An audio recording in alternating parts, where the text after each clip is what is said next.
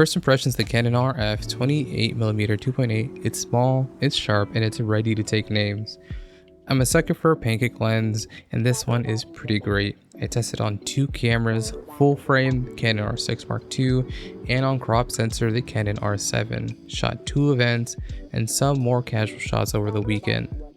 I ended up shooting about 1500 shots, but in order for this video, I'm just going to show you guys my favorites. My name is David Cabra. I do Canon gear reviews, a little bit of street photography, and in general, I just love taking photos. In this video, I'm going to do a general overview of this lens and then show you guys image examples from my Canon R6 and my R7. As a heads up, this is my first impression with the lens. I want to do a real review once I get more seat time, so I'm going to break those down into a separate video. Just for now, this is my first impressions. Before we jump in, follow me on Instagram at cabra.jpg. It's a little bit of a different vibe than we have right here. I mostly show most of my street photography stuff, but hey, if you guys want to hit me up there, I am there. This is Canon's first RF pancake lens. Max aperture is at 2.8, weighs about 4.2 ounces. The lens isn't stabilized, but that's what keeps it small. It's an STM focus motor. What I really like about it, it has an AF and control switch, but instead of the traditional one, it has AF to MF and as well as the traditional control. It also has a filter thread size at 55mm.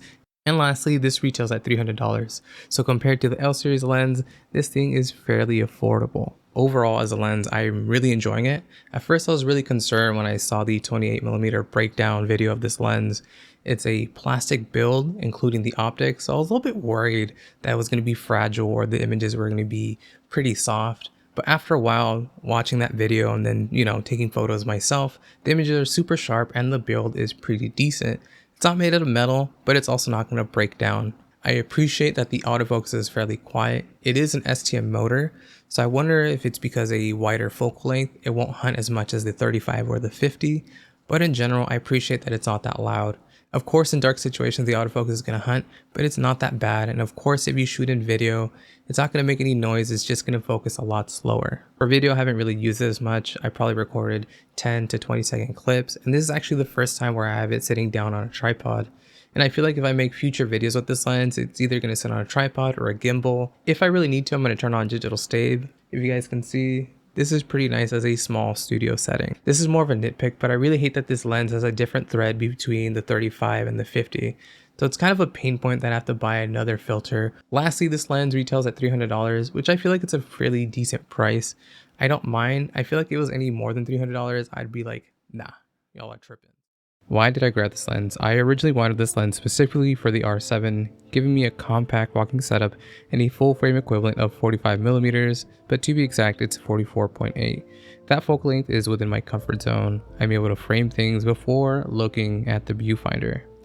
But in order to become a better photographer, I pushed myself to use it on my R6. 28mm is one of the main lenses for modern street and document style photography. All of the following photos are selects, color corrected, and graded. Let's go over some images. Let's start off with the R6.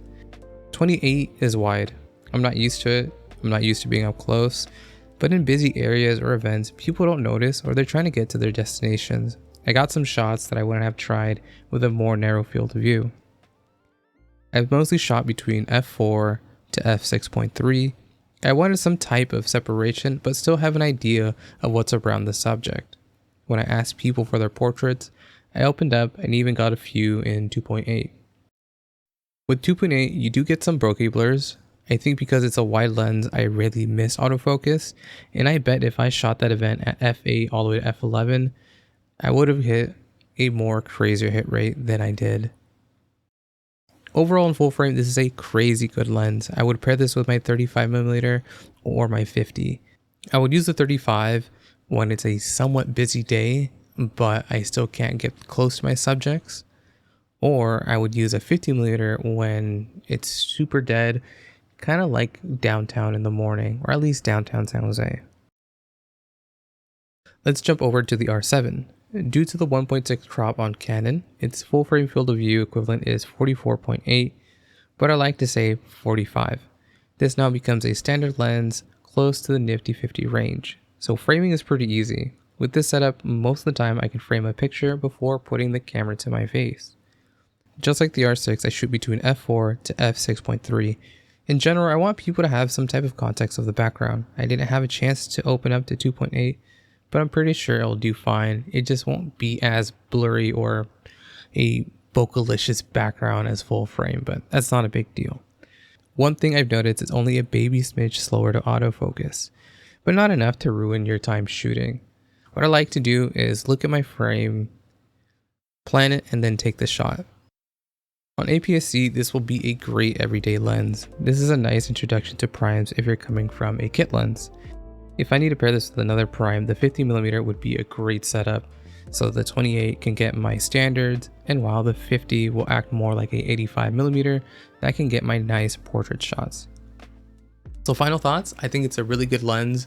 I think we're in a day and age where there's no such thing as a bad camera or a bad lens. Of course, this lens isn't perfect, but for me, it really works, especially when it comes to street or documentary. I don't really need super blurry backgrounds. That doesn't make a professional photo, at least not all the time. So I recommend this lens. Does this lens work for you? And that is a question that you have to answer yourself. You can look at my image examples from earlier, look at other video examples, but ultimately that question to be answered is up to you. If you guys already bought the lens or you guys are planning to buy on the lens, let me know what camera body you have on or how do you guys feel about it so far.